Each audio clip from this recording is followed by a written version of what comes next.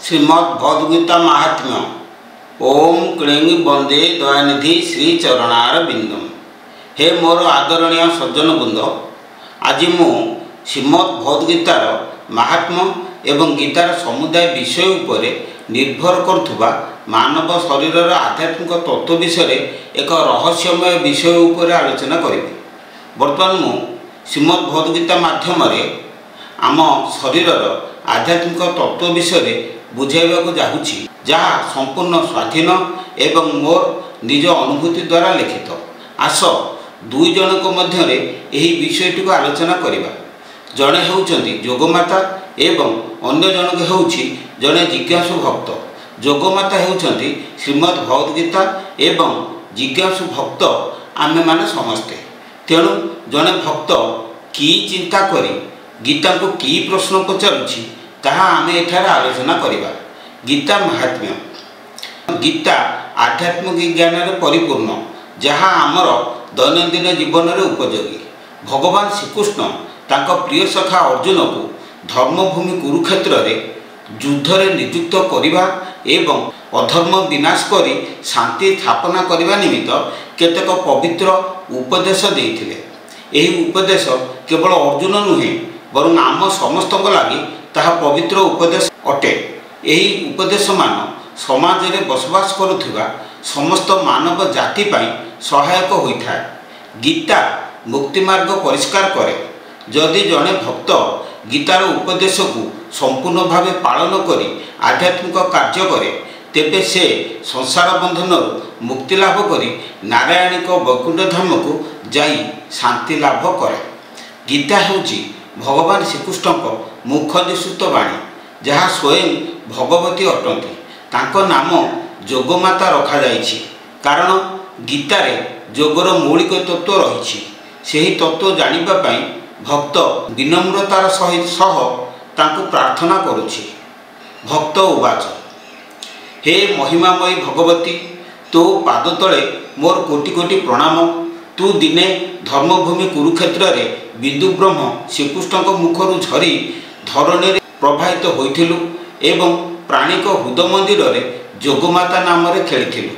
हे माँ, तू प्रणव ध्वनि ओंकार नाद रूप रे पापी मान को उद्धार करिबा पाई आम शरीर रे मातृगर्भ रे तीनोटी पवित्र नदी गंगा, जमुना एवं सरस्वती नाम रे प्रभावित हेलु।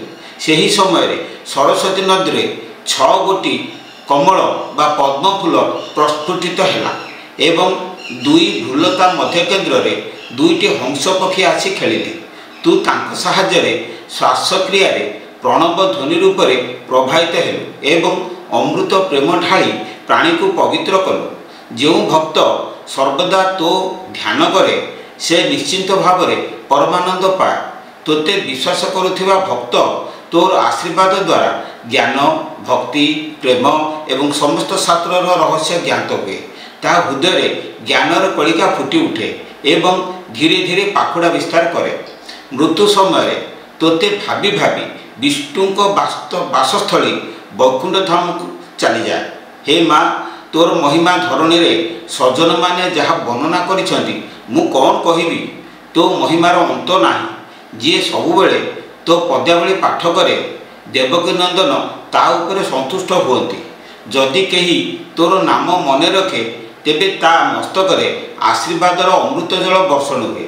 समस्त प्राणिक हृदय रे जगतपति स्वयं बास करती एवं पाप और पुण्यर साक्षी होइथांती। जदि केही तोते प्रार्थना करे, पूजा करे एवं उपयुक्त समय रे यज्ञ कुंड रे घृत अर्पण करे, तेबे तो पादरु असीम करुणा जल प्रवाहित हुए।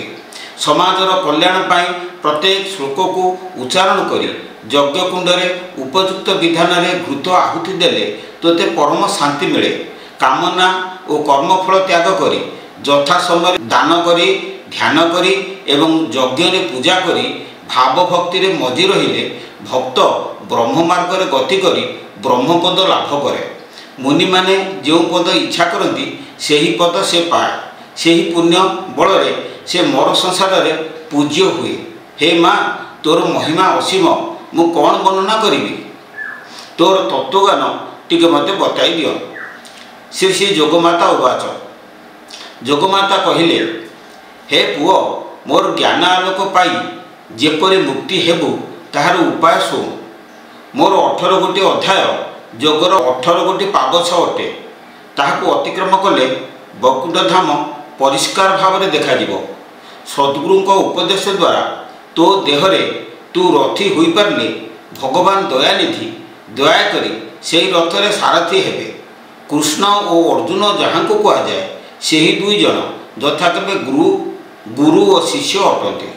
शरीर मध्य गुरु चेतना पुरुष और शिष्य मन अटे। गुरु जोग बल शिष्यर हृदय अज्ञान अंधार नाश करती एवं भगवान का नाम प्रदान करी श्रीकृष्ण रूप में तार हृदय अवस्थान करती। से ही चैतन्य नाम बल शिष्य संसार क्षेत्र में देहरथ घेनी तार मंद प्रकृति सहित युद्ध करे। जीवात्मार उत्तम प्रकृति तार भाई बंधु कुटुंब अटंती। सेमानकु से सांगरे घेनी मंद प्रकृति सहित लड़ाई करे। गुरु भावग्राही तार हृदय विवेक रूप में अवस्थान करी ताको ठीक बाटरे परिचालना करती। यही देहरथरे 10 गोटी इंद्रिय 10 गोटी घोड़ा होई ताको पूर्व दक्षिण पश्चिम उत्तर ईशान्य आग्नेय नैऋत्य वायव्य अध और ऊर्ध्व यही 10 दिग को गति कराती। बुद्धि 3 गुणर दौड़ी लगाई सेमानको आयत्त करे। शब्द स्पर्श रूप रस और गंध यही 5 गोटी सड़क अटे। मन आलोक देहरथ को आग को बाट कढ़ाए। अस्थि मांस चर्म लोम मेद ओज एवं बीर्य यही 7 गोटी धातु 7 गोटी रंग धारण करी रथ को आवृत करते। आत्मा सूर्य ज्योतिपात शरीर वृद्धि प्राप्त हुए।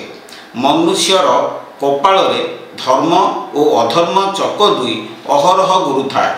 10 गोटी प्राणवायु अक्ष रूप श्वास प्रश्वास प्रभावित होता।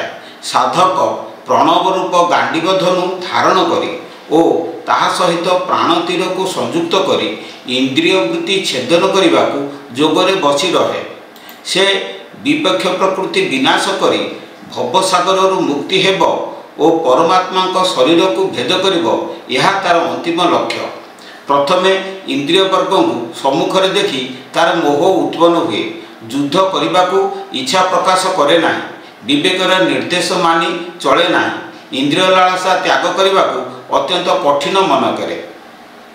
3 लोकरे एपरी पदार्थ ना जहाँ ताहार मन को संतुष्ट करिपारिब। साधना अवस्था एहीपरि चिंता करुथिबा समय गुरु भावग्राही तार मन कथा जानीपारती। शरीर रथ को विवेक सड़क धीरे धीरे चालन करती। हे पुओ एहिठारु मोर अमृत रस झरिबा आरंभ हुए। सज्जन व्यक्ति सद्गुरु को चरण स्पर्श करी ताहाकु पान करे। यह मोर अत्यंत गुप्त कथा जानबू। यह पढ़ी बुझी कार्य लगाइले 18 गोटी सोपान अतिक्रम करू। मोर अमृतवाणी अत्यंत पवित्र अटे। भक्ति सहकारे पाठ करले समस्त मनुष्य मुक्ति पाइबे। दैनिक पवित्र हृदय भक्ति सहकारे चित्त स्थिर करी पाठ कर। प्रतिदिन अभ्यास करी आरंभरू शेष अथवा 2-4 अध्याय पाठ कर। नचेत जेतिकी तो द्वारा संभव सेतिकी पाठ कर। ताहा न हेले मो नाम को दिन में थरे मात्र मुखरे गुरु उपदेश सूत्र रे एहिपरि उच्चारण कर। तू निश्चय मुक्ति लाभ करिबु। एथिरे तिले मात्र संदेह नाही। गोपाल नंदन श्रीकृष्ण तोर हृदय अवस्थान करती। तू तांको सहित भाव लगाई भक्ति कर। तांकर हृदय हेले तोर भ्रम दूर हेब। समस्त पदर रहस्य तो हृदय रे प्रकाश पाइब। मंत्र जंत्र बिना केवल भक्तिर सहित पाठ कले तोर भ्रम तुटिब और तू दिने ना दिने मोर पदकमल लाभ करिबु। ओम क्लीं वंदे महापुरुषते चरणारविंदम। ग्राहक होइथा अखिल ज्योति हृदय पाइबु अशेष प्रीति। ओम क्लीं वंदे महापुरुषते चरणारविंदम। जय गुरु जय गुरु जय।